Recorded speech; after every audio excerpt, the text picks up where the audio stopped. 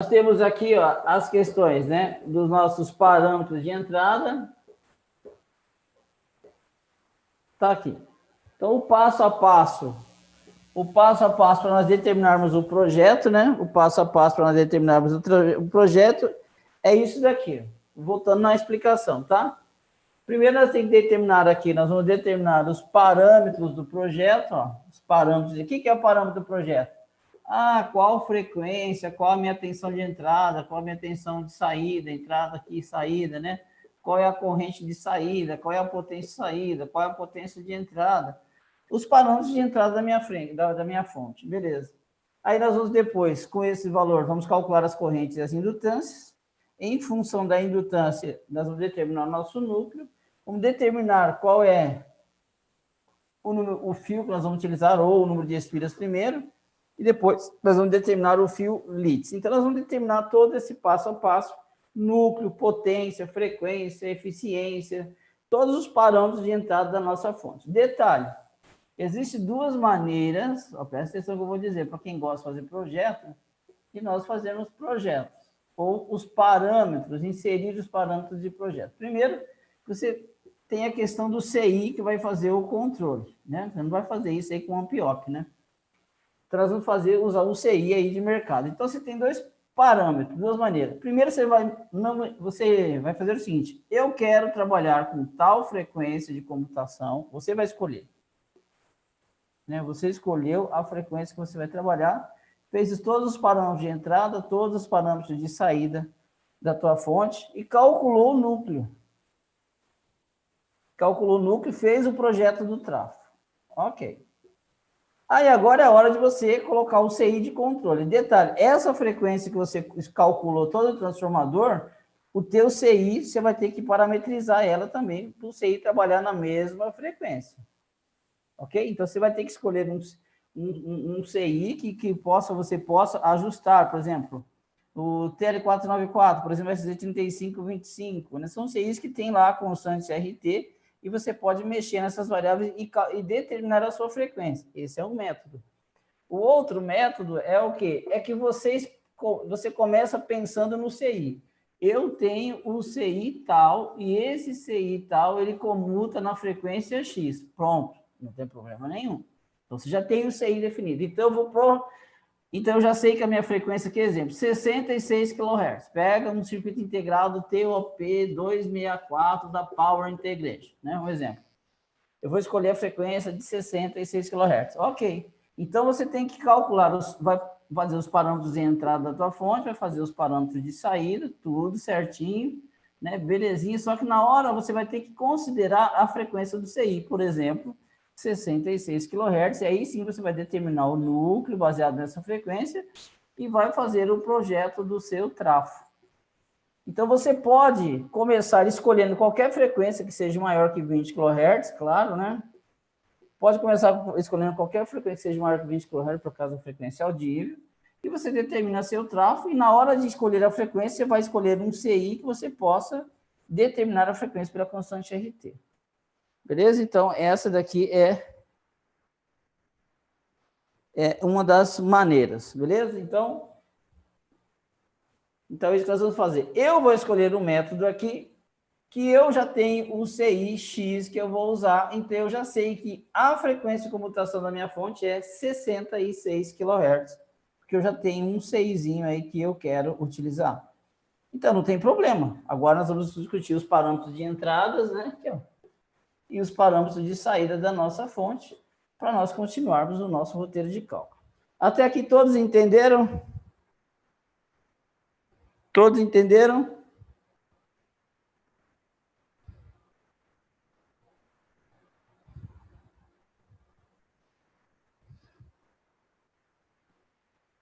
Hoje vocês podem dizer que estão na sala de aula de engenharia, né? Final de curso de engenharia eletrônica ou elétrica, né? Hoje vocês falam, poxa, hoje eu fui para a faculdade, né? Então, tá bom, vamos continuar que o tempo é curto, né? Beleza. Então, nós temos essa ideologia. Partindo desse princípio, né? Agora nós podemos pensar o quê? Vamos pensar nos parâmetros do projeto, né? Tensão de entrada, tensão de saída, frequência de comutação, tensão em corrente de saída, né? Potência de saída, eficiência, potência de entrada, capacitor de filtro e etc. Beleza. Então, vamos para... Na nossa fonte que nós vamos fazer, nós vamos usar o quê? Eu fiz aqui no Excel rapidinho, que estava meio sem tempo, né? Nossos parâmetros de entrada aqui, tá? Como que ficou? Então, a nossa fonte, na correria escrevi THHZ, né?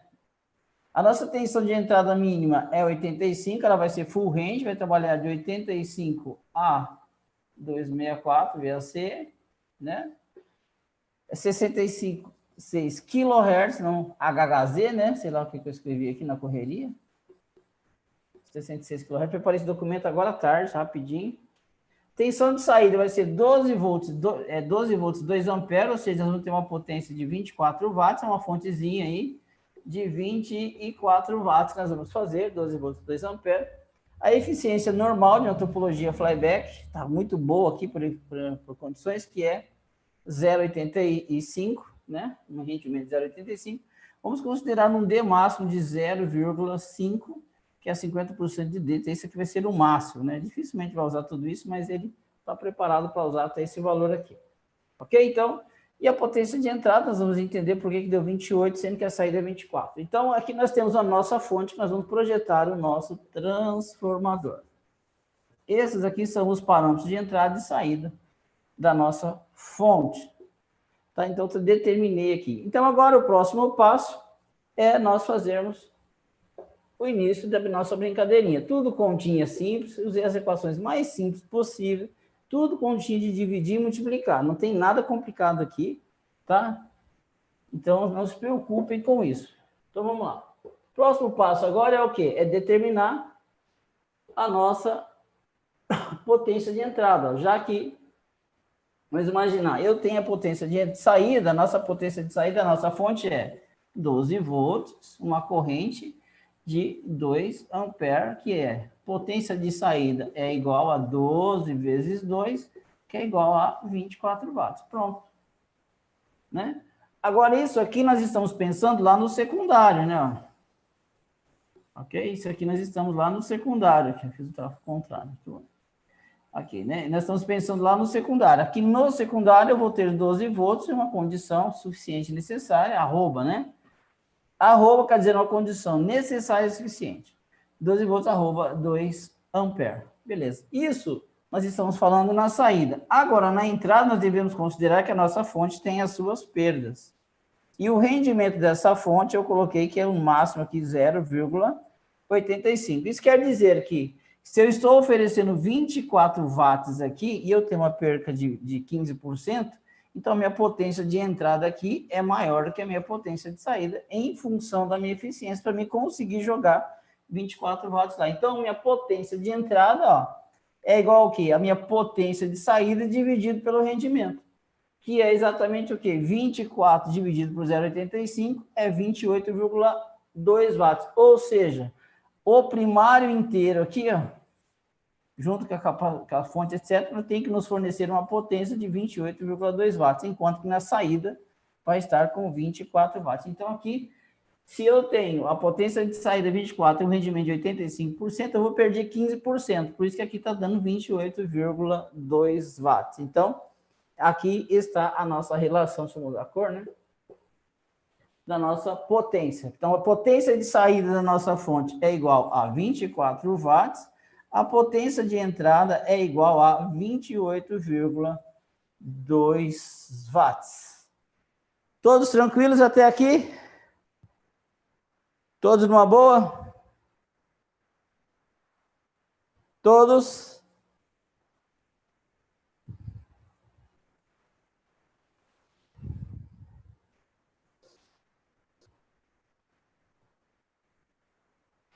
Todos entenderam?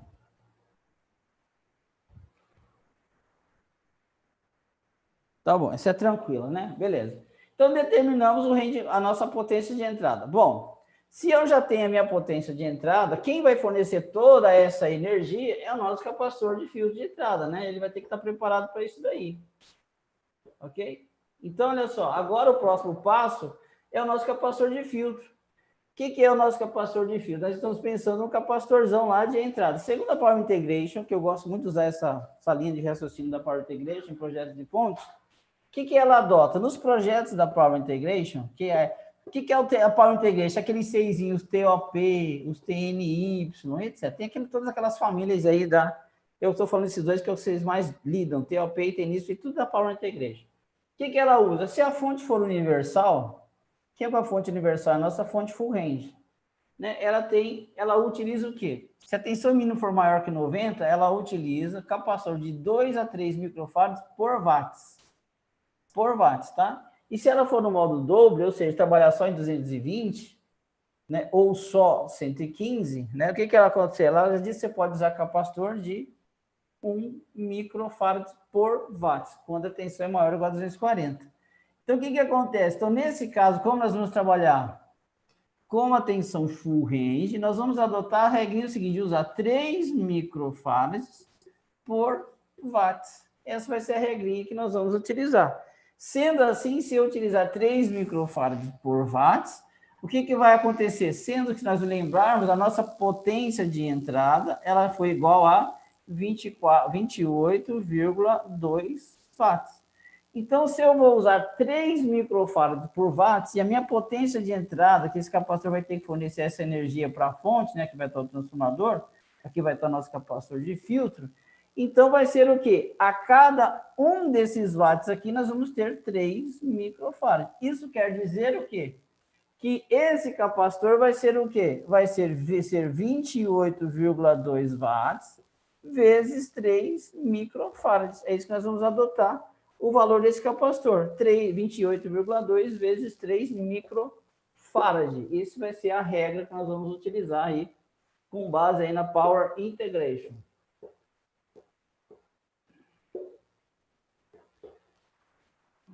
Isso aqui que eu fiz... Não, vou botar aqui. Então, olha só. Então, o que nós temos aqui? O capacitor de filtro que nós vamos adotar vai ser o quê? 28,2 watts, que é a nossa PIN, né? Vezes 3 microfarads. Vamos ver quanto vai dar? Vamos pegar a calculadora aqui e nós vamos já calcular esse valor aí, que vai ser... Então, eu tenho 28,2 vezes 3 microfarads. Então, vai dar 84,6 microfarads. Esse cara aqui vai ser o nosso mínimo, né? Esse 84 microfarads. Então, o capacitor vai ser maior, né?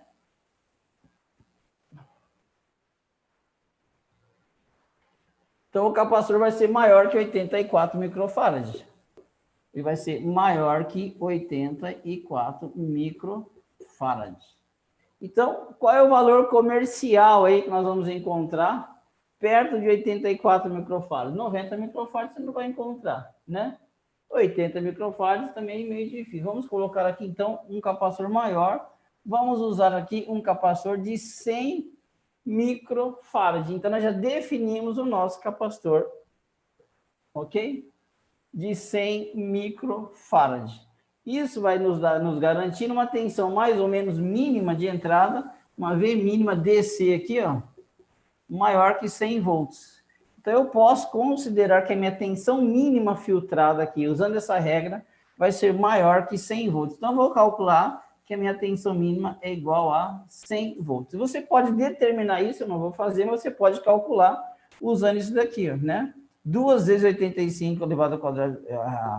2 vezes 85 VAC elevado ao quadrado, 2 vezes a potência, vezes 1 sobre 2 vezes a frequência de linha, menos tempo de condução, que é 3 milissegundos, pelo rendimento de 0,85, vezes o capacitor de entrada, você vai calcular a sua tensão mínima. Mas eu sempre digo que ela é maior que 100, se você usar essa regrinha. E eu uso a mínima, porque daí eu consigo trabalhar com uma certa margem. Então, vamos considerar que a nossa tensão mínima é igual a 100 volts. Mas nós podemos também usar isso aqui sem problema nenhum, tá? Se nós quisermos calcular, nós vamos determinar qual que é a nossa tensão mínima, vai dar aí próximo de 100. Depois, se você quiser fazer em casa, você pode fazer. Use o tempo de condução igual a 3 milissegundos.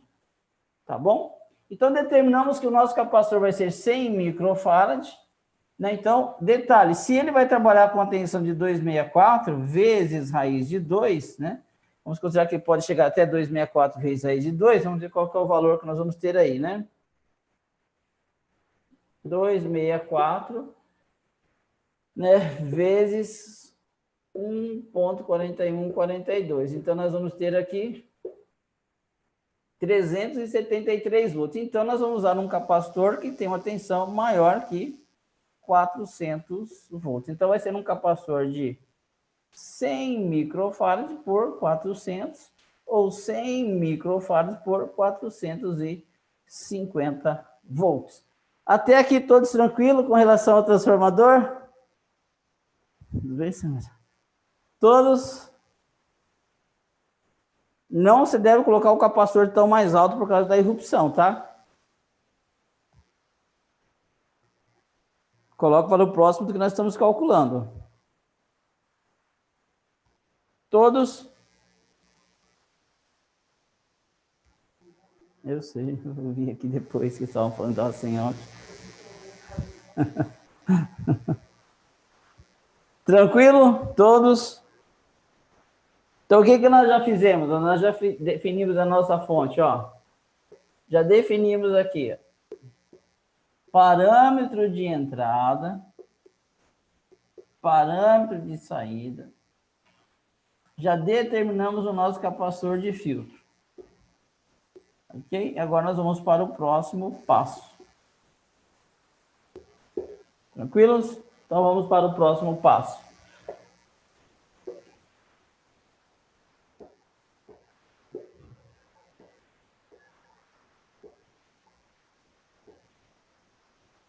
Agora nós vamos calcular a corrente de pico e a corrente RMS no primário. Lembra da primeira aula, né, que nós falamos sobre isso?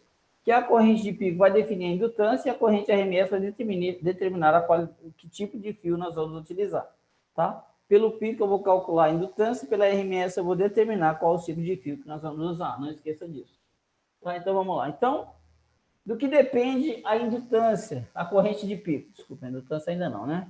Do que depende a nossa corrente no indutor de pico? V mínima, né, é a tensão mínima, ok? V minha é a tensão mínima de entrada. Essa tensão mínima de entrada, eu sempre considero que aqui você tem o ripple, ó. O ripple aqui é a tensão de pico. Essa tensão aqui que é a tensão mínima, porque é a tensão mínima que você está DC, que você está aplicando no transformador. Essa tensão aqui é a tensão DC filtrada que você já está aplicando no transformador. Então, você pega lá com o osciloscópio média, a mínima, é essa tensão aqui que nós estamos pensando, porque o capacitor está pensando nessa tensão aqui.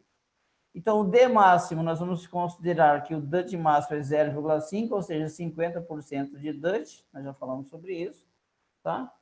E aí, então, a equação vai depender da potência. Quanto maior a potência, maior a corrente de pico. Então, vai ser 2 vezes a potência de saída, divide pelo rendimento, né? Esse passa pela potência de entrada, vezes a tensão mínima, que eu considerei que seria 100 volts, está próximo disso, e o D máximo é 0,5. Então, se nós pegarmos a equação 2 vezes o valor da nossa potência dividido pelo rendimento vezes a tensão mínima vezes o DUT, a corrente de pico no indutor, que corrente de pico é essa, professor? Aí você tem lá um MOSFET, né? No exato momento lá que você tem, né, no exato momento que você tem o pulso de gate, essa corrente vai atingir um pico na hora que ele satura de exatamente 1,12 ampere.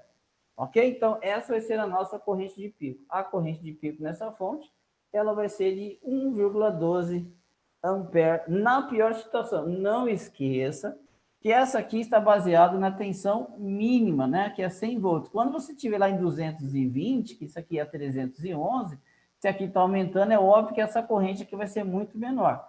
Então, essa corrente vai ser menor, né? Quando for na potência maior, mais alta, e vai ser maior nas tensões menores, tá? Então, ela é o inverso da tensão mínima. E se você está em 220, já está com 311 lá em cima, né? Então, a mínima vai estar em torno de 290 volts, mais ou menos.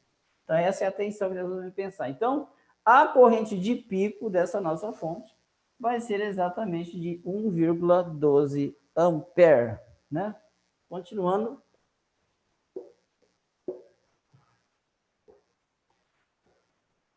A corrente RMS, nós vamos calcular quanto? Em vez de aplicar integral, todas aquelas coisas, vamos fazer ela simplificada. Vamos usar aqui a raiz de 6, tá? Então, a corrente RMS vai ser a corrente de pico dividido pela raiz de 6. Isso aqui vai sair de uma derivação, de uma resolução de uma integral, tá? E já entenda isso como facilidade para você calcular. 1,12 dividido por raiz de 6, a corrente RMS, que vai ser com essa corrente, nós vamos pensar em bitola de fio, ela é de 0,45. Também é com essa corrente, nós vamos pensar em fusível, né? E tudo está baseado nessa corrente RMS. Essa corrente RMS, nós vamos pensar também na corrente da nossa ponte retificadora, né? É com ela. Essa corrente serve para nós dimensionarmos a ponte, serve para nós dimensionarmos o fusível, essa corrente serve para nós dimensionarmos o fio. Ela nos ajuda muito aí nesse quesito de desenvolvimento. Então, nós já definimos que a corrente de pico dessa nossa fonte é 1,12 e a corrente RMS da nossa fonte é exatamente 0,45. Tranquilo também esse passo? Todos tranquilos?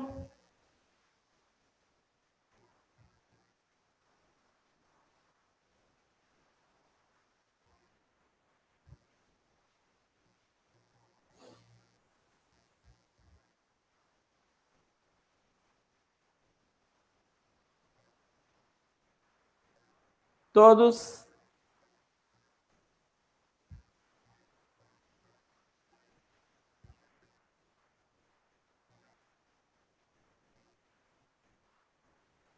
Fácil, né? Por enquanto, as continhas são tudo fácil, pessoal. Esse negócio que eu não gosto de calcular, é tudo continha simples, fácil. Estou simplificando o máximo possível, usando as equações mais simples possíveis. Tá bom?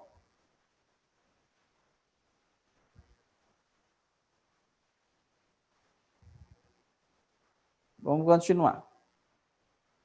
Quem gosta dessas coisas de fonte aviada é um... Estão se lambuzando, né? Que é difícil ver essas aulas aí no YouTube, ainda mais aula gratuita, né? Vamos lá. Bom, fizemos então o cálculo da corrente RMS e da corrente de pico. Só relembrando, olha só o que nós já fizemos, né?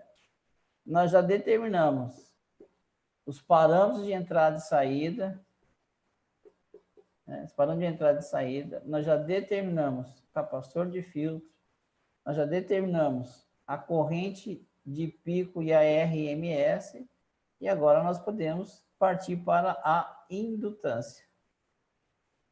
Ok? Então, vamos partir agora para nós determinarmos a indutância. Então, para mim determinar a indutância, o que eu vou fazer? Simples, né? Cálculo da indutância.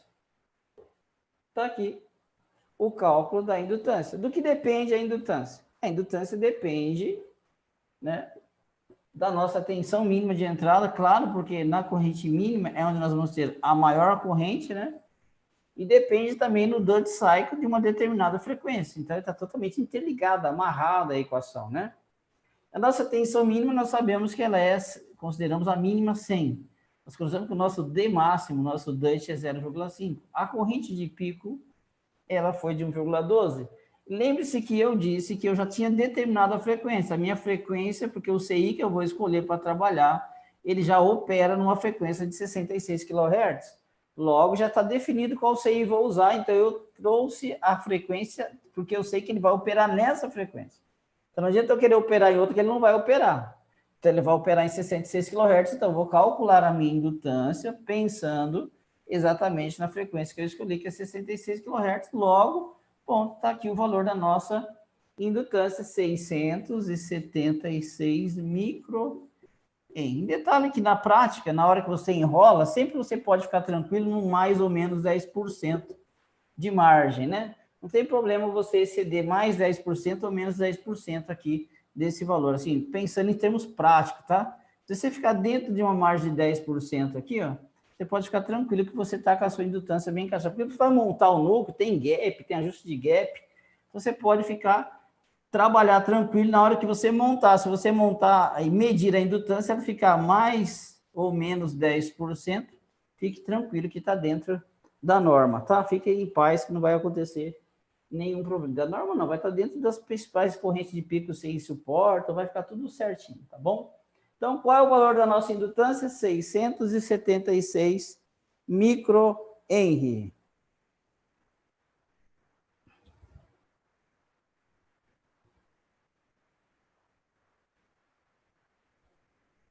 É, exatamente. Essa aula é do curso Conversores DC-DC, tá? Na parte de projeto de conversores DC-DC.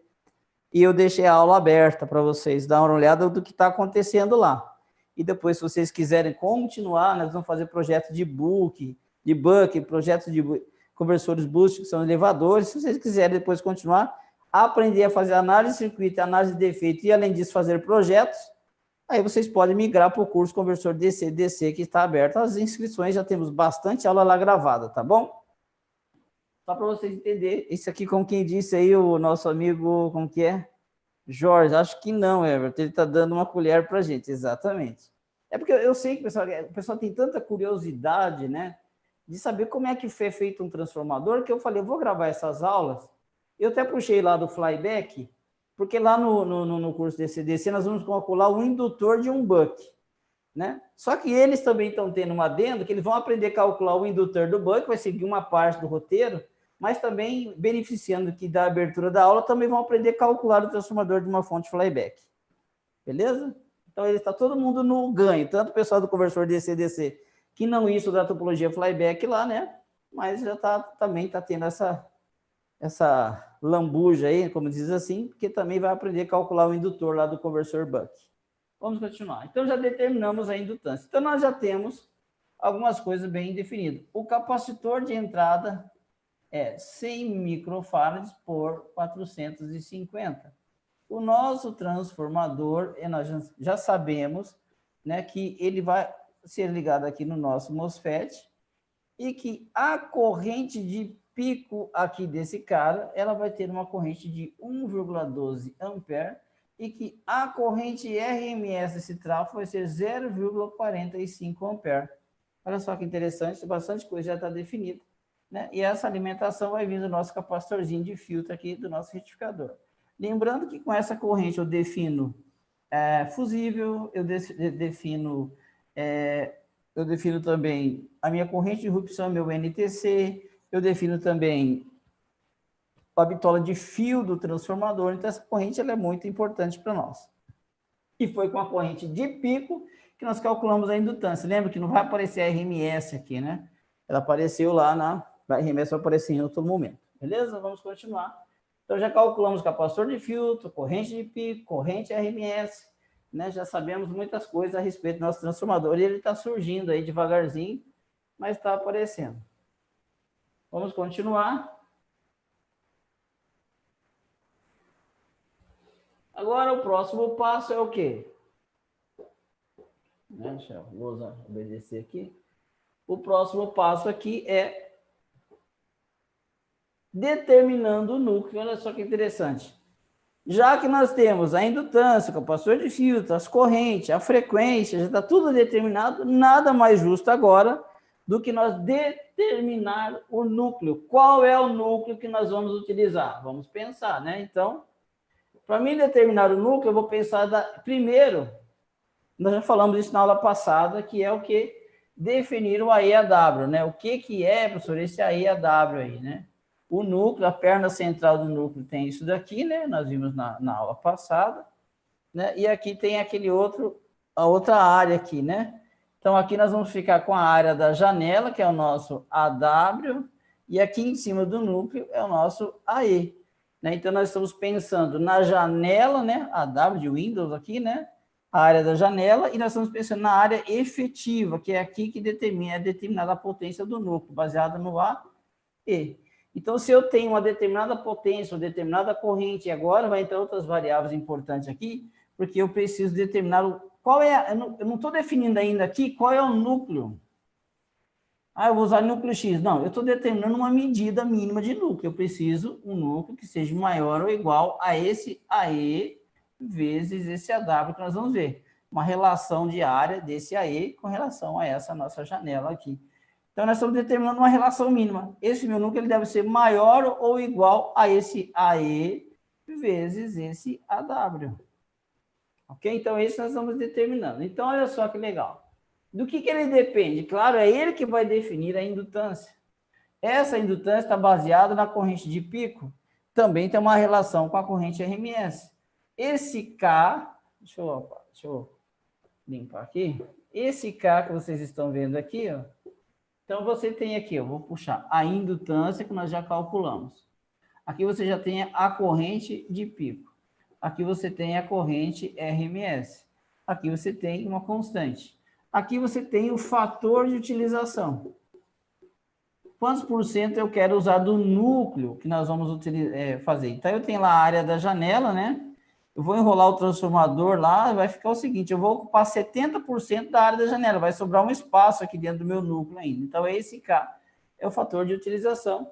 Isso aqui é a densidade de fluxo magnético, nós vamos usar 0,25 teslas. E esse J é a densidade de fluxo de corrente no fio por centímetro quadrado, que a gente usa um fator que está lá na tabela WG, que é 450 amperes, né, por centímetro quadrado, é a relação de bitola do fio na tabela WG. Você pode escolher um valor menor, não tem problema. Só quando você escolhe um valor menor, que isso aquece menos o fio, você acaba aumentando a área do seu núcleo. Não esqueça disso. Então, nós vamos pegar a relação de corrente RMS, essa constante, o fator de utilização, densidade de fluxo magnético, a relação de densidade de corrente por centímetro quadrado no fio, e com isso nós vamos pegar tudo isso daqui, né? Porque o fio, depende da bitola de fio, é que você vai ocupar mais ou menos espaço, porque está todo mundo amarrado aí nessa área aqui. Então, essa área que vai estar, é nela que nós vamos colocar o fio, então é ela que eu tenho que calcular. Então, essa relação, nós vamos pegar a indutância, que é 676 microhenry, a corrente de pico 1,12, a RMS 0,45, 10 a quarta é a nossa constante, 70% de utilização da área do carretel, lá está o carretel, nós vamos ocupar 70%, vai sobrar uma brecha aqui, densidade de fluxo 2.500 Gauss e 450 amperes por centímetros quadrados, é o que nós vamos utilizar da densidade de corrente no nosso fio. Então, olha só, fazendo isso aqui, pessoal, é só multiplicar e dividir, né? É uma multiplicação e divisão. Não tem nada de difícil nisso aqui, tá? Então, fazendo, nós vamos chegar numa área, né?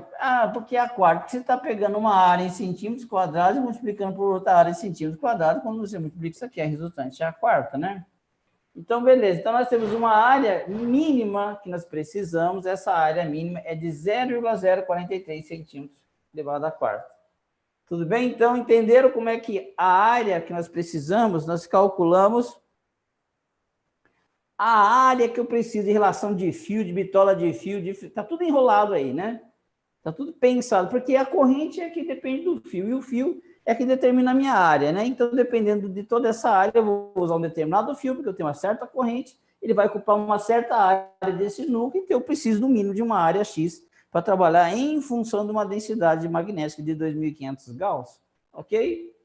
Então, eu sempre uso esse valor nos meus projetos, tem dado muito certo, tá? Você pode usar de 0,2 a 0,3, né, que é 2.000 Gauss a 3.000. Não tem problema nenhum, tá? Bom, vamos continuar. Então, a área que nós precisamos é de 0,043 centímetros quartos. Vamos lá. Então, agora, o que nós vamos fazer? Vamos escolher o nosso núcleo. Né? Vamos escolher o nosso rapazinho aqui. Então, se nós pegarmos essa tabela, né, que está lá no livro do Ivo Barbie, né, nas últimas páginas, nós estamos falando de uma área de 0,42, né? Então, 0,42, você tem aqui, ó, 0,48. Sempre escolher uma maior do que a mais próxima você calculou. Se você olhar essa área aqui de 0,48, o núcleo é o E37. Tá vendo? É o núcleo E37. Então, pela essa tabela que o Ivo Barbie muito aplica nos livros, né, o pessoal da UFSC também usa muito, então, o que acontece? Você usaria aqui o núcleo E37. Beleza? Então, vamos pensar. uma opção é usar o núcleo E37. Beleza, já explico o que é esse E37. O núcleo E37 é esse rapazinho aqui, ó. Nós pegamos agora o núcleo E37, olha só ele aqui, ó. O núcleo E3015.7 é esse núcleo que aqui está. O que é o núcleo E3015.7? Se vocês analisarem, ó, o E30, esse comprimento aqui, ó, esse comprimento aqui é 30, né? O 15, se vocês olharem, né? O E3015.7. Aqui está o nosso, ó, aqui está o nosso 7. E essa altura aqui é 15. Então, nós estamos pensando no tamanho do nosso núcleo, né? Nós temos aqui, ó, 3 centímetros de comprimento por 3 centímetros, por 15 milímetros de altura e a área da perna central dele é de 7 milímetros. Então, esse é o núcleo que nós vamos utilizar. Nós vamos usar, claro, o projeto vai ter, né, dois carinhas aqui, né, assim, ok? Vamos ter esse núcleo aí, 2 núcleozinhos desse aí, que nós vamos utilizar. Então, pela tabela, eu consigo determinar que a área, olha o AE aqui, ó, o AE que eu preciso mínimo é um AE de 60 milímetros quadrados, né? Essa área aqui vai dar 60 milímetros quadrados, que é o AE mínimo aqui que eu preciso, tudo bem? Então, nós temos aqui o AE dele de 60 milímetros quadrados, que o AE é o quê? É essa área da perna central do núcleo aqui, da perna central é a do meio, né? Essa área aqui, ó, nós estamos falando. Então, então se nós usarmos o núcleo E37, nos cálculos nós vamos usar esse AE aqui para nós calcularmos a indutância. Então, o núcleo E37, de acordo com a tabela, seria esse rapazinho aqui. Tem uma sugestão também da Power Integration que eu gosto muito de utilizar, que é o quê? Você pega, né? Ela te dá uma tabela por frequência e por... Olha aqui, ó, eu gosto muito dessa tabela da Power Integration que está aqui. Observe que o nosso conversor ele tem 24 watts, né? Certo? Ele tem aqui, a potência de saída dele é 24 watts. 24 watts. E lembre-se que eu falei que nós vamos trabalhar numa frequência de 66 kHz. Então, essa tabela daqui para cá, ó, ok? É exatamente para nós usarmos o núcleo para essa frequência. E dentro dessa faixa, a nossa é de 20 a 30, porque o nosso núcleo tem 24 watts. Então, ele vai dizer as opções de núcleos que eu posso utilizar. Ó. A tabela da Power Integration vai nos dizer isso daqui. Você pode usar o núcleo EF25, você pode usar o núcleo EI30, o EPC30, o EEL25. Tá? Então, você pode também escolher, olha só, lá na tabela, nós vimos que era o E37. Uma opção, né? Uma opção. Beleza, tudo certinho. E está dentro desse parâmetro aqui, ó, o EI30, é muito próximo, então está dentro também da sugestão. Agora, eu também vou ter mais 4 opções, eu posso usar o núcleo EF25, eu posso usar o núcleo EI30, eu posso usar o núcleo EPC30 e eu posso usar o núcleo EEL25. O que é esse EF? O que é o E30? Muda o tipo do núcleo. Se você pegar lá no catálogo da Thornton, se você pesquisar o núcleo EE, você vai ver que o núcleo EE, a perna central dele, é assim. Se você pegar o núcleo ER, você já vê que a perna central dele já é circular. Então, o que muda, se é o núcleo EPC, o EF, o EI, o que muda é a característica de construção desse núcleo. É o que determina se é um EPC, se é um EF, um EL, etc. Tá? O que muda é as características. Então, observe que nós temos várias opções aqui de escolha, o EF25, o EI30, EPC30, EL, baseando na frequência e baseando-se também no que? Na potência. Potências maior que 150 watts, ao tanto de núcleo que pode trabalhar aqui, ó, vários tipos de núcleos. De 100 a 150 watts, é uma tabela muito interessante para essas duas frequências aqui, ó. Porque aqueles TOPs da vida da Power Integration, ou ele trabalha com 66 ou com 132. E essa tabela está baseada nos TOPs lá, né? 264 até 269 lá. Ou 254 até 259 e tal. Né? Eles estão baseados nessa tabela. Mas você tem esse parâmetro. É claro que você fala assim, poxa, eu vou fazer uma fonte? Pô, então escolha a frequência 132 kHz para você trabalhar e use a tabela da Power Integration. Não tem problema nenhum. Certo? Então, observe que nós tivemos aqui duas maneiras de nós dimensionarmos. Pegamos a tabela, que já estava determinando os núcleos em função do AE e a W, e aqui nós temos a potência pela tabela da Power Integration, dizendo, ó, pode usar esses tipos de núcleos aqui, e vocês vão ser... Power Integration.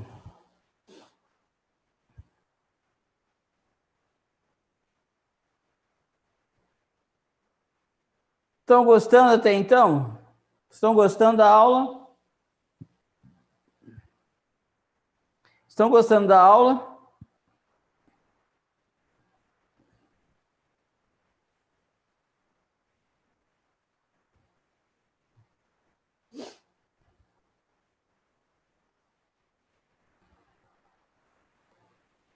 O que estão achando? Está complicado? Está de boa? Está simples? Está fácil?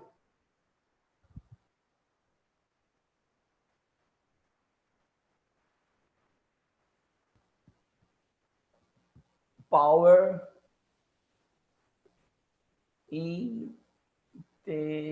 Vou escrever aqui, fica melhor. Aqui, ó.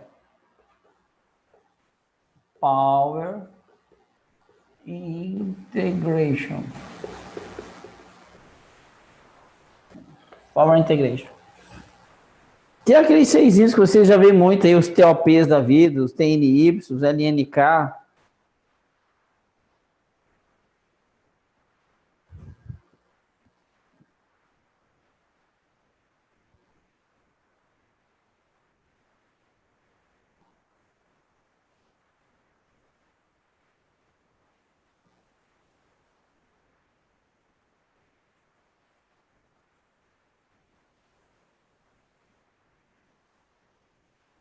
Vamos embora, vamos continuar, né? Então, vamos lá. Então, definimos o núcleo. Então, nós temos essas opções tudo, o E30, EF25, EPC30, E25. Vamos ficar com o núcleo. Vamos escolher um núcleo entre eles. Poderia ser qualquer um desses, sem problema nenhum. Eu vou usar o núcleo E37. Beleza? Esse núcleo nós vamos utilizar, que é esse rapazinho aqui. Então, vamos definir o nosso núcleo, né? O nosso núcleo vai ser esse rapazinho aqui, está o esse não. Aqui, voltando aqui na sugestão da Power Integration, voltando, desculpa, não vou definir. Se nós pegássemos o núcleo EL25, né, que ela sugere aqui, o EL25, aqui, ó, se vocês analisarem, o EL25 seria esse núcleo aqui, que é esse núcleo que ela está definindo aqui, ó. O EL25, observe que ele tem essas laterais mais estreitas, né, mais puxado para o L, certo? Então, ele tem essas laterais mais estreitas do que o EE, tudo bem? Então, se nós fôssemos usar esse núcleo EL25, você vai ver que o AE dele, ó, é 42 milímetros quadrados, ou seja, a perna central do outro é um pouco maior, é 60 milímetros quadrados. Esse tem uma área de 42 milímetros quadrados, mas ambos dariam certo. É claro que no final da construção, né, sobraria uma janela menor nesse cara aqui por causa dos enrolamentos, né? E nesse sobraria uma janela maior. Por isso que eu vou ficar com o núcleo E30, que ele tem uma perna central maior e uma janela também maior. Então, eu vou ficar com o núcleo EE3015-7. Nós vamos dividir. Mas é sugestão também, ela sugere também o EI30, que está muito próximo do EI30 que nós vamos usar. Tá? Então, vamos utilizar o núcleo EE3015-7. Então, vamos continuar. Aqui, que é a nossa lousa. Núcleo escolhido foi o Felizardo, é o nosso núcleo EE3015-7. 3015-7 eu mostrei as medidas para vocês, os porquês, né? Tudo certinho. 3015-7. Por isso que é o núcleo E3015-7. Detalhe, se nós vamos precisar dessa informação, o AE que nós vamos usar, a área da perna central, tem 60 milímetros quadrados. Isso nós vamos precisar, tá bom? Então, definimos o núcleo, tínhamos 5 escolhas, eu escolhi o núcleo, tinha um AE maior, né? Eu fiquei com o AE maior e tá tudo certo dentro dos contextos, porque eu quero trabalhar. Detalhe, quando você tem uma AE maior, vou lembrar também o seguinte, ó. Quando você tem uma AE maior, você tem um número de espiras menor, tá? Quando você tem um AE menor, você tem um número de espiras maior. Nós vamos ver isso daqui a pouco, tá? Beleza?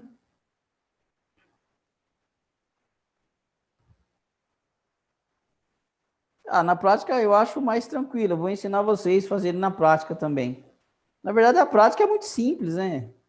A prática é enrolar o cabo, os fios ali, ajustar, ter os macetezinhos, deixar as margens, colocar as camadas de isolação em função de norma. Eu acho a parte prática mais fácil do que a teórica. A teórica tem todas essas questões, né? Na minha visão, tá? Eu vou ensinar vocês como fazer os macetes aí para vocês, tá? Você vai ver que não é tão complicado assim, não. Vamos lá. Já fiz muito transformador e deu muito certo, assim.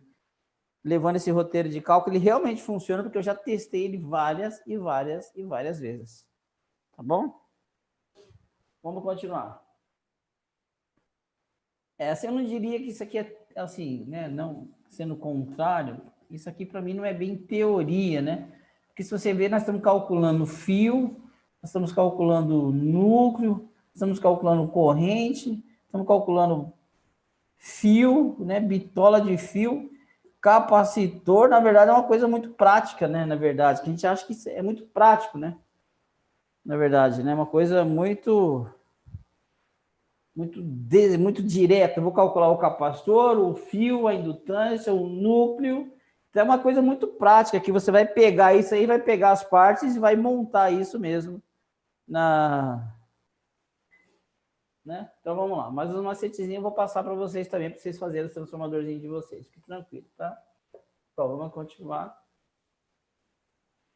Então definimos o nosso núcleo. Depois de definir o nosso núcleo, próximo passo agora, olha só quem vem aí. Olha só quem vem. Número de espiras do primário. Olha que legal. Por que nós podemos calcular o número de espiras? É óbvio que já podemos, né? Imagine. Eu já tenho o núcleo, e com isso eu já tenho a minha área efetiva, onde vai passar o enrolamento, né? Eu já tenho a corrente de pico, eu já tenho a corrente RMS, né? Eu já tenho tudo isso aqui. Então, nada mais justo agora do que eu determinar o meu número de espiras. Nada mais justo, eu já posso fazer isso agora, né? Então, qual vai ser o número de espiras que nós vamos utilizar no nosso transformador, no nosso núcleo E30, que nós já escolhemos, né? Qual vai ser? Está aqui, ó. O número de espiras vai depender do quê? Ele depende, claro, né? O número de espiras do primário depende da corrente de pico? Depende. Ele vai depender também da indutância, que nós já calculamos? Também. Claro, agora eu preciso pensar no AEAW, né? Na área efetiva, que é a perna central, por onde eu vou passar essas espiras, né?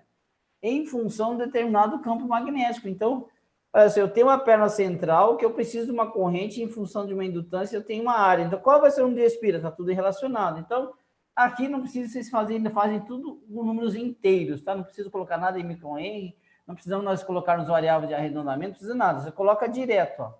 1,12 número inteiro por 600. Lembra que era em micro-Henry? Eu não preciso levar isso aqui para Gauss, não preciso fazer nada. Não preciso, porque eu já estou arredondando milímetros quadrados aqui, tá? Então, olha só, 676 por 60 por 0,25. Eu arredondei tudo. Lembra que a corrente era 1,12 ampere, a indutância era 676 microhenry, a área era 60 milímetros quadrados e a densidade era 0,25. Como isso aqui está em micro, aqui também vai estar, então nós vamos pegar o que já arredonda tudo direto. Então, arredondando aqui, está fazendo tudo inteiro, você observa que o número de espiras vai ser 50 espiras. Olha que legal. Nossa, então quer dizer que a hora que o meu núcleozinho lá estiver montado lá, né, estiver montadinho lá com minhas duas pernas central lá interligadas, né? Nós tivemos com esses caras lá tudo interligadinho aqui no núcleo inteiro, os dois lados, né? Então quer dizer que aqui vai ter aqui 50 espiras? Exatamente. Nós vamos colocar aqui 50 espiras nessa perna central aí, tá bom? 50 espiras. Então, o número de espiras é só você pegar a corrente de pico, a indutância, a área efetiva do núcleo, você já escolheu, no nosso caso, 60 milímetros quadrados, e a densidade de fluxo é 0,25, que é o nosso ΔB.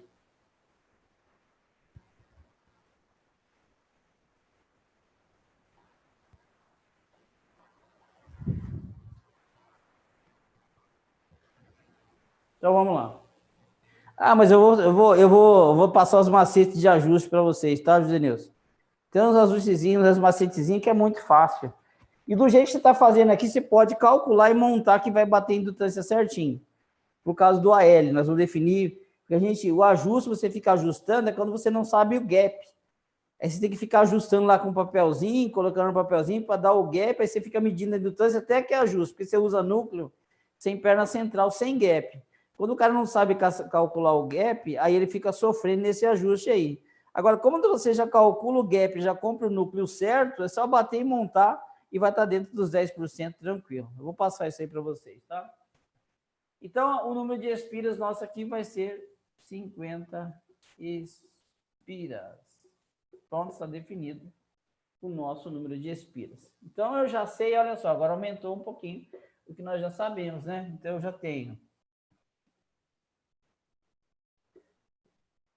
Eu já tenho aqui, ó, o capacitor de filtro de 100 microfarads por 450. Eu já tenho o meu, nós estamos definindo o primário, o secundário é só na outra aula. Já tenho o meu MOSFET aqui bonitinho, né? Ó. Ok? Depois eu vou ensinar vocês a calcular o RSense em função da corrente de pico, tá? Beleza. Aí aqui nós já definimos o quê? Que a corrente de pico é 1,12 ampere, a IRMS é 0,45, a indutância desse cara é 676 microhenry, e o número de espiras aqui, o turn aqui, né, é 50 espiras. Olha que legal, né? Tem bastante coisa do nosso transformadorzinho aí, né? Definimos bastante coisinhas interessantes aqui. A potência que vai ser 28,2 watts. Já tem bastante coisa definida aqui. Beleza? Agora que nós já temos a indutância, já temos o núcleo, já temos o número de espiras, temos a corrente RMS, o que falta agora para nós definirmos o primário? Vamos ver quem lembra.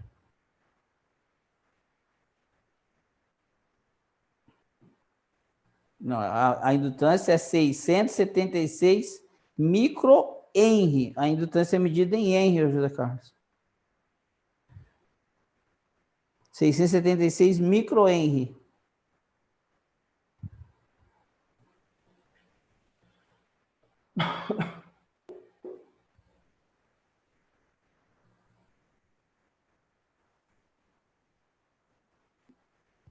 Isso. Agora nós vamos passar para onde? Para o fio. Agora nós vamos definir qual é o fio que eu posso utilizar aqui. Vou fazer a pergunta para vocês.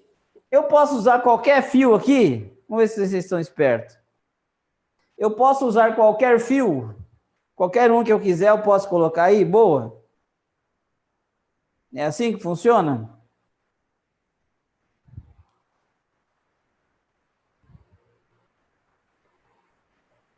É 676 microhenry, tá?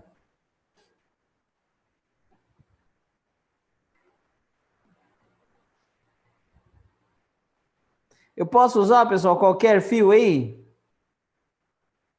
Não, né? Então vamos pensar. Ó, vou dar uma dica para vocês aqui. Então vamos lá. Já determinamos o número de espiras.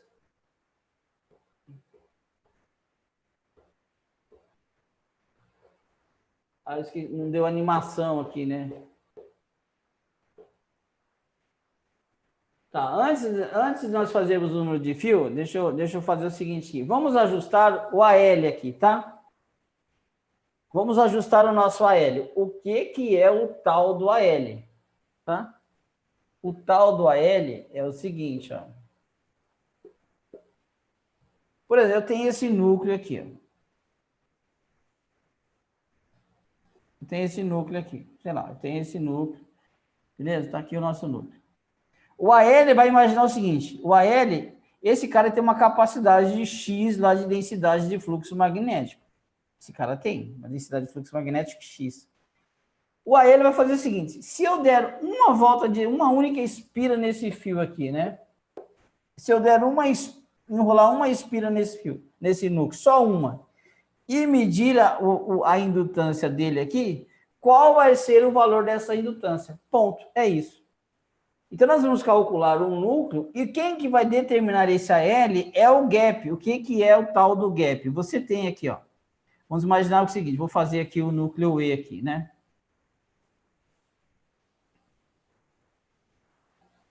fazer o núcleo E aqui. Vou fazer o outro núcleo aqui, bem coladinho, ó, bem coladinho.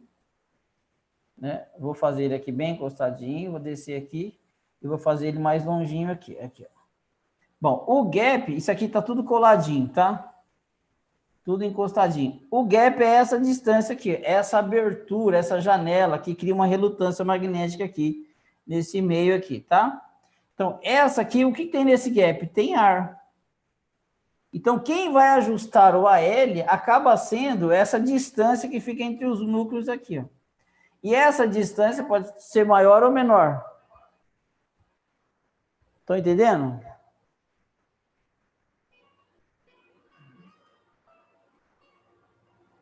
Alguém me ligando aqui, pessoal, se dá um trabalho.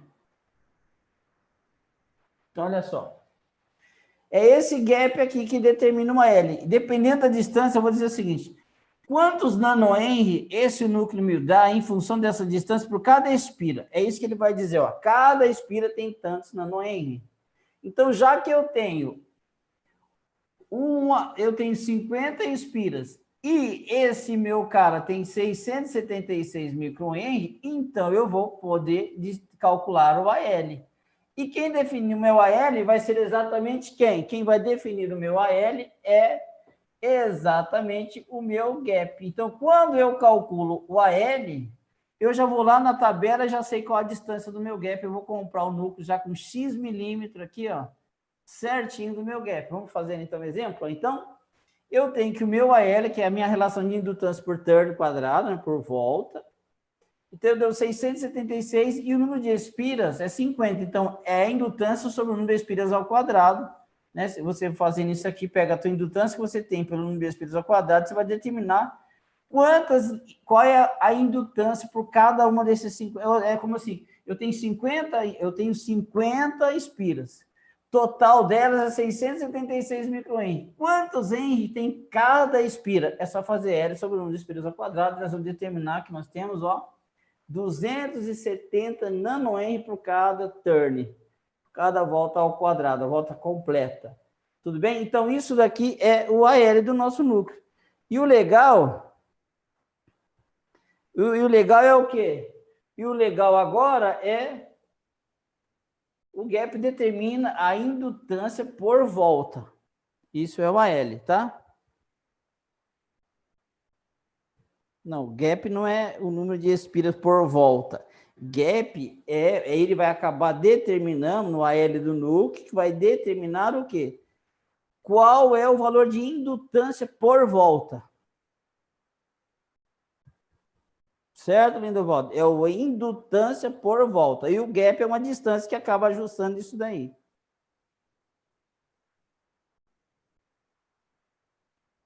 Certo, Lindovaldo? Gap é uma distância em milímetros.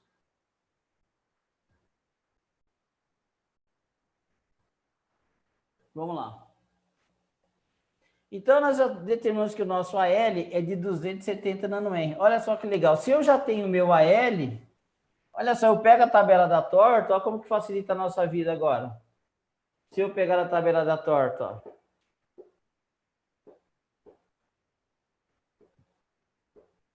Olha só. Eu calculei o AL.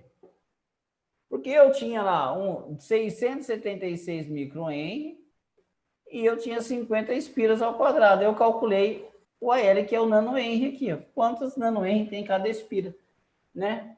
E observe que eu cheguei no valor de 276 nanohenry, né? Então, se você pegar aqui o núcleo, todos são núcleo E3015, só que vocês observem que o AL dele, ó, é diferente. Se você pegar também o gap, a distância do gap, ó, começa com 2,5 milímetros. O que é esse 2,5 milímetros? Que a perna central uma da outra aqui, ó, né, elas vão ter aqui uma distância de 2,5 milímetros.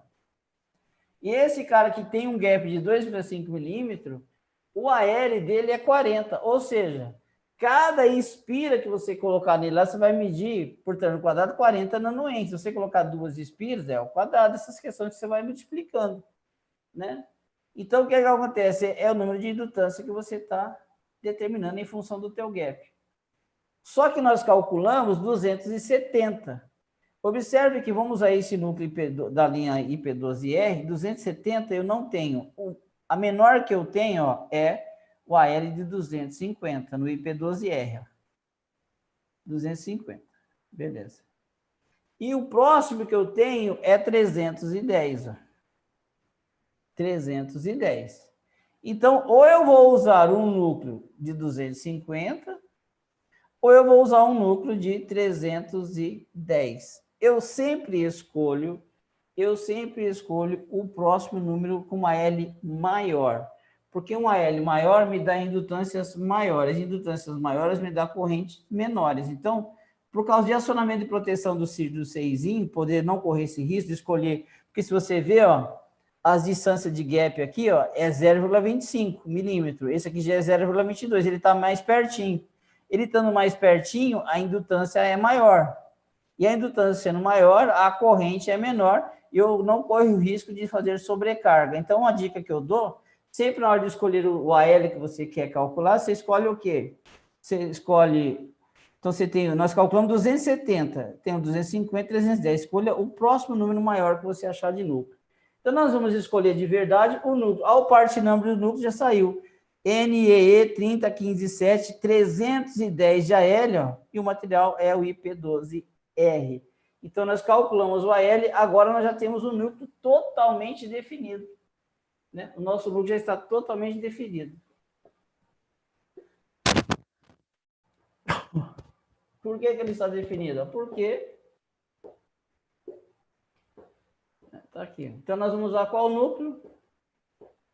Vamos usar esse núcleo aqui. Ó. Cadê? Vem, rapaz.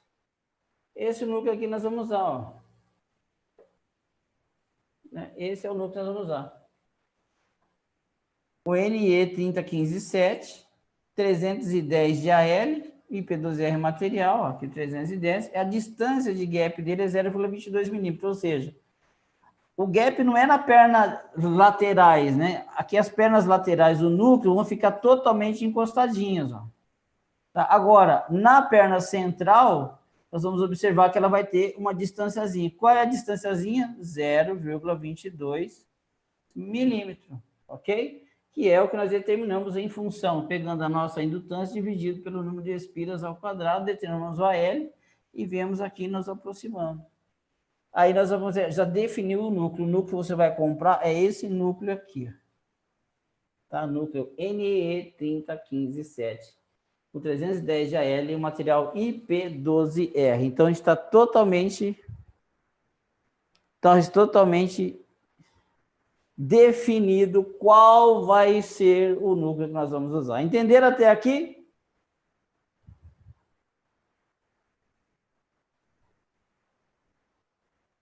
Todos entenderam? O trafo de ferrite não tem nada a ver com trafo de chapa. Lá com 3, 4 continhas, você determina o chapa. Aqui com 30 continhas, né? Todos entenderam essa parte?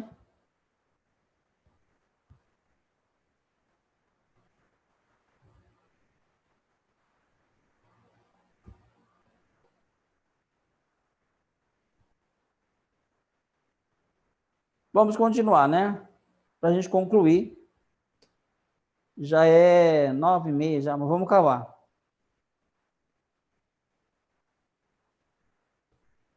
Não, toroidal não vai ter aula não, tá?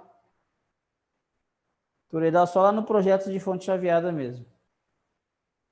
Vamos continuar. Então, olha só. Agora vamos determinar o fio. Aí a gente vai acabar a aula, né? O diâmetro do fio, a primeira coisa que você tem que considerar é o efeito pelicular, efeito skin, né? Skin effect. O que é o fio? Olha só, presta atenção. O fio é esse cara aqui, ó. Quando você aplica DC em um fio, não se preocupe que ele vai cobrir toda a área do fio um pouco mais. Ele vai cobrir isso, porque é DC. Todo o fio vai ser ocupado por corrente elétrica. Quando você começa a aumentar a frequência, ele começa a fazer isso aqui, ó. Ele vai ocupar essa área toda e vai ficar uma partezinha dele sem nada. Aumentei mais ainda a frequência. Ele vai ficar mais para a pele e fica outra linha sem nada. Aumentei mais a frequência ainda. Aí ele vai fazer assim, fica um buracão sem corrente e cada vez mais pelicular é o fio. Começa a aquecer. Aumentei mais a corrente ainda. Aí fica o fio só pelicular, ó, a frequência muito alta percorrendo nas laterais do fio. E esse meio todo aqui sem circulação de corrente. Isso é o efeito de profundidade da penetração da frequência. A frequência, dependendo da bitola de fio, você não consegue fazer com que ela atue em todo o fio. À medida que você aumenta a frequência, o efeito pelicular ele é real. Você pode aplicar frequência e medir com um termo, qualquer câmera térmica, aí você vai perceber que eu estou falando é verdade. Vai perceber uma área aqui muito mais quente e uma área aqui muito mais fria. Ok? Então, você vai perceber que o efeito pelicular ele existe, e quanto maior for a frequência, maior é o efeito pelicular. Então, para você pensar bem, não é qualquer fio que você coloca uma frequência de 66 kHz. Ah, vou colocar um fio de 10 AWG que, né, primeiro que não cabe no núcleo. Segundo que você vai ter um efeito pelicular danado, né? E aí a gente consegue calcular qual é a penetração, a profundidade de penetração de uma determinada frequência. Ou seja, qual é eu tenho uma área X de fio, quanto que eu consigo aprofundar aqui? Ó? Então, você vai calcular esse efeito de profundidade para você determinar o fio de bitola certo, que daí você vai determinar um fiozinho mais fino, mas que essa profundidade, ela consegue atingir todo o fio. Não adianta ter um fio, um poço, né? Eu só consigo atingir essa profundidade aqui, ó. Então, é melhor eu ter um fiozinho mais fino que eu atinja ele nessa profundidade, ele no todo. É disso que nós estamos falando, que é o efeito pelicular. Estou tentando usar um bem simples para explicar o efeito pelicular, tá? E como é que nós calculamos o efeito pelicular? É uma constante 7,5 dividido pela raiz da frequência. Quanto maior for a frequência, menor é o efeito de profundidade, ou seja, mais pele nós vamos ter.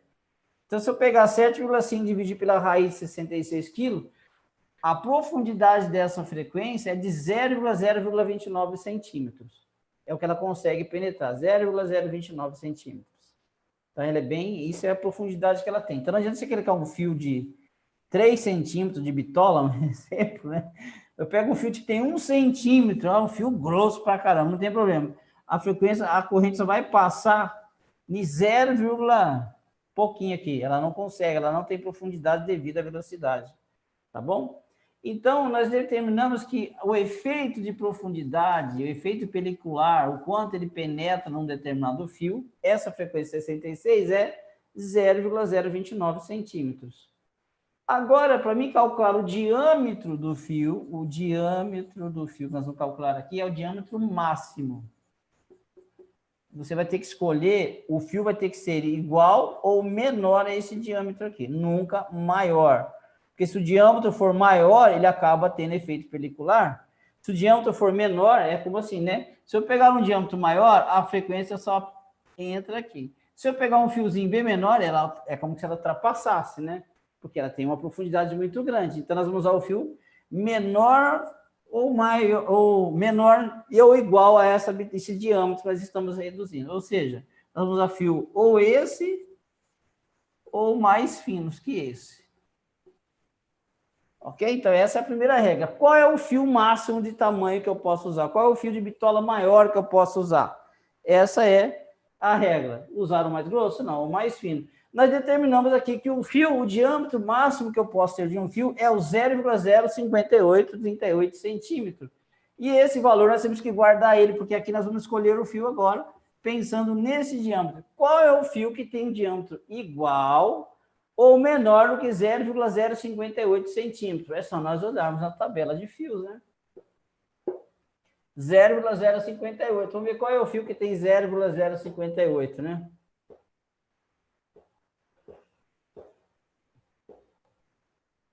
Nossa, que eu tirei uma foto, estava na correria.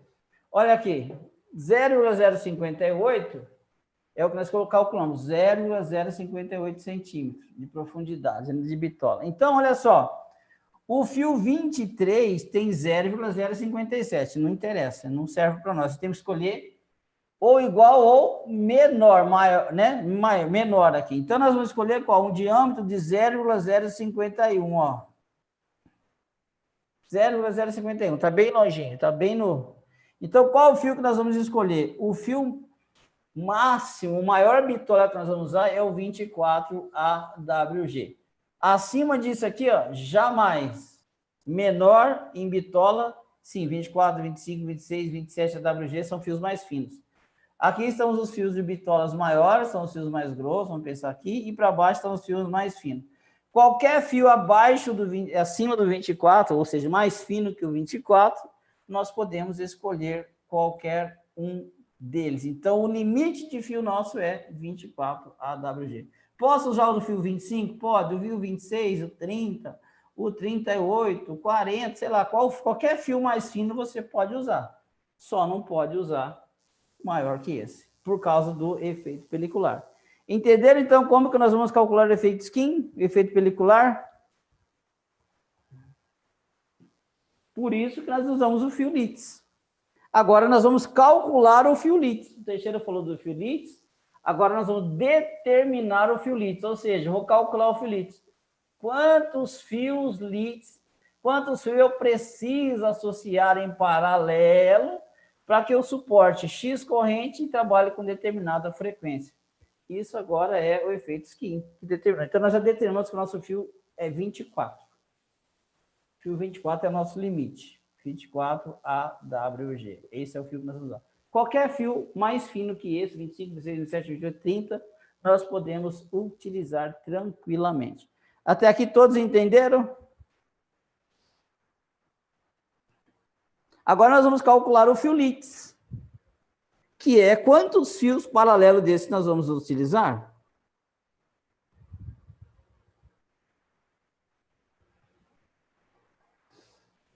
Então, calma, já já você vai ter a resposta, já já você vai entender, tá? A resposta. Bom, então vamos dizer que eu quero usar o fio 24 AWG. Eu vou usar o 24 AWG, não tem problema não. Resolvi usar o 24 AWG. Então vamos ver o que acontece. Quantos fios eu vou precisar do AWG? Então a primeira coisa que você tem que fazer é, antes de ver a quantidade de fio, é determinar, eu escolhi o 24, tá aqui, nós precisamos determinar uma coisa. Qual que é a área de fio necessária? O que é essa área de fio necessária? Qual é a seção transversal que eu preciso? Porque eu tenho uma corrente. Lembra que a nossa corrente RMS ela é 0,45 amperes, né? Nós precisamos dessa corrente. E uma corrente dessa, trabalhando numa seção de 450 amperes por centímetro quadrado, que é o nosso J, né? A questão é o seguinte: qual é a área de fio que eu preciso? Então, agora você vai calcular a área mínima. Qual é a área mínima de fio que você precisa? Vai pegar a tua corrente RMS, que você precisa, e vai dividir pelo seu J, que é aquele 450. 0,45 dividido pelo J, que é 450. Tá, isso nós vamos calcular a área mínima. Qual vai ser a área mínima de fio? Que daí é por essa área que eu vou determinar o Litz. Ou seja, quantos fios paralelos nós vamos utilizar para que eu suporte transcorrente, né? Então, vamos pensar assim, a área mínima que eu preciso, nós podemos determinar por essa equaçãozinha simples aí que eu acabei de falar para vocês, ó. Então, vamos pensar, a área mínima é isso aqui, ó. A seção de cobre do fio, a nossa seção SCU, né? É o quê? A seção é a corrente RMS dividido pelo J, isso aqui está lá na tabela, que é 0,45. Então, eu preciso de uma área ó, de 0,001 centímetros quadrados. Essa é a área mínima de fio, de seção de cobre que eu preciso, é de 0,001 centímetros quadrados. Ok? Então, vamos pensar o seguinte. Lembra do fio 24, o AWG? Vamos observar se o fio AWG, 24 AWG, tem uma área maior ou menor do que isso aqui. Se o fio tiver uma área maior, ele já suporta, porque ele tem uma área maior do que o previsto, o fio está tranquilo. Se o fio tiver uma área menor, nós vamos ter que precisar assim, quantos fios desse eu vou utilizar para completar 0,01 centímetros quadrados? Essa é a regra, então vamos ver. Então, eu preciso de uma área de 0,001 centímetro. Vamos ver o fio 24, quanto que ele tem? Ó? Vamos pensar. Ó. O fio 24 tem o dobro dessa área. Um fio só basta. Quer ver só se nós pegarmos o fio 24? Ó. Não sei se eu coloquei aqui.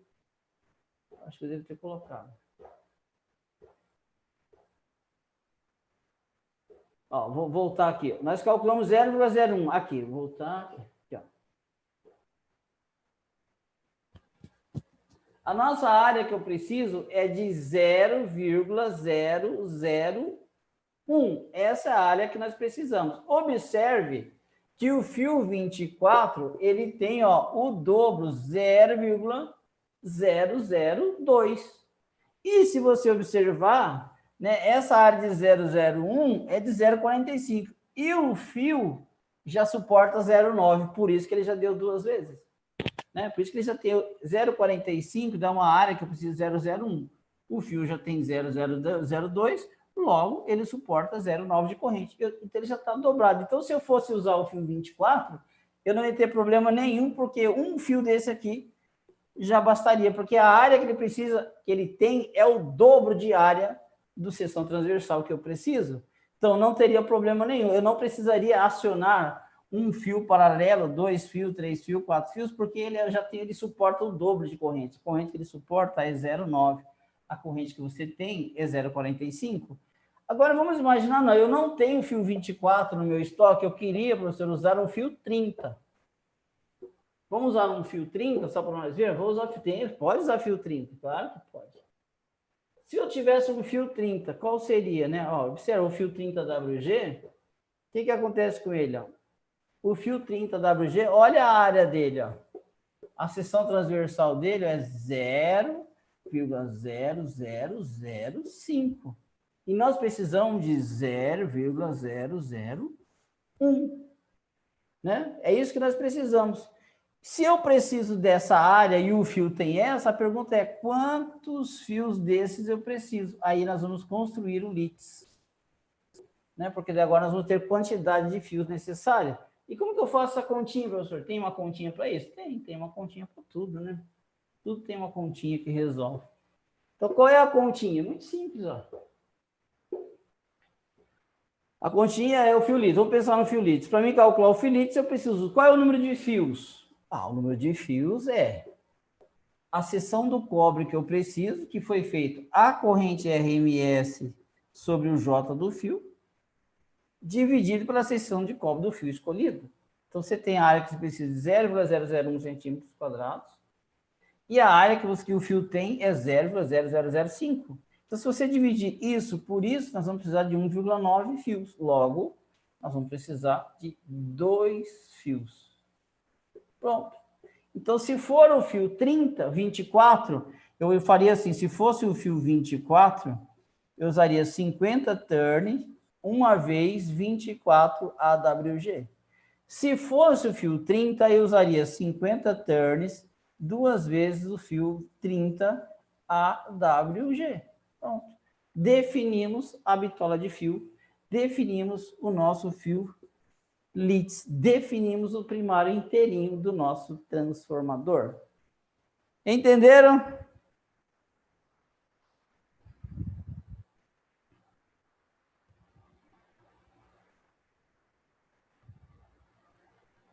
Entendeu agora, Elvis, que não é que é mais fino, eu vou adicionar em paralelo e fazer o LITS. Né? Eu preciso manter a minha área.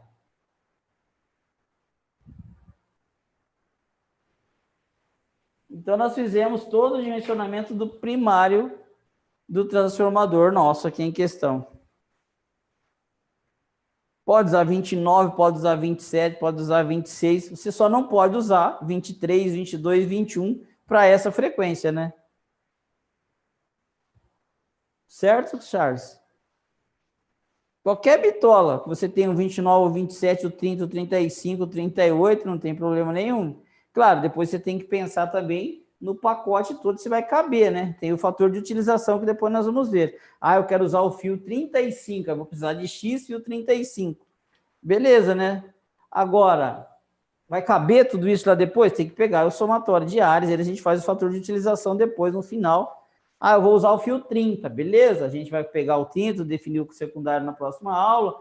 Depois nós vamos calcular qual que é a utilização, quanto que eu vou utilizar realmente de área. Será que vai caber dentro do transformador? A gente vai depois ver o fator de utilização. Entenderam, pessoal, como é que se calcula o primário do trafo? Fácil, né?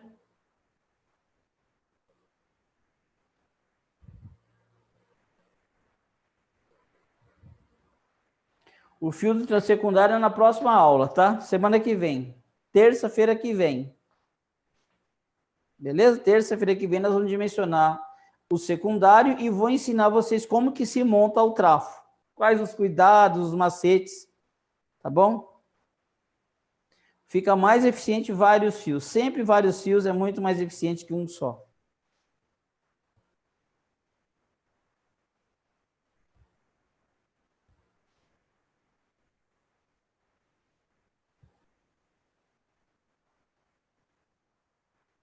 Na verdade, eu já tenho essas planilhas tudo no Excel, né?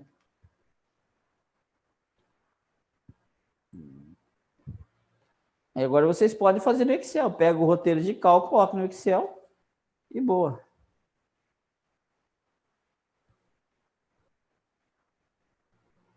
Só uma.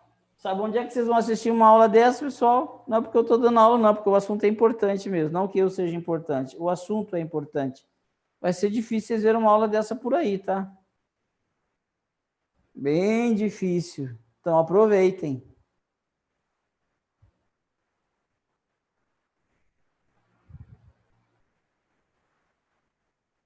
Bom, agora eu quero que toda aula, né? Eu falo. Agora é.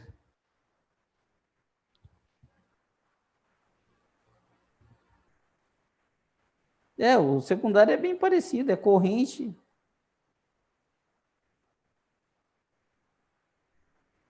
Então, olha só, aproveitem a aula, vai ficar disponível no YouTube, essa aula eu vou deixar aberta, né? Vou criar aí no YouTubezinho uma aula, projeto de transformadores de fonte chaveadas, deixar essas aulas disponíveis no YouTube, tá? Essa aula vai ficar aberta.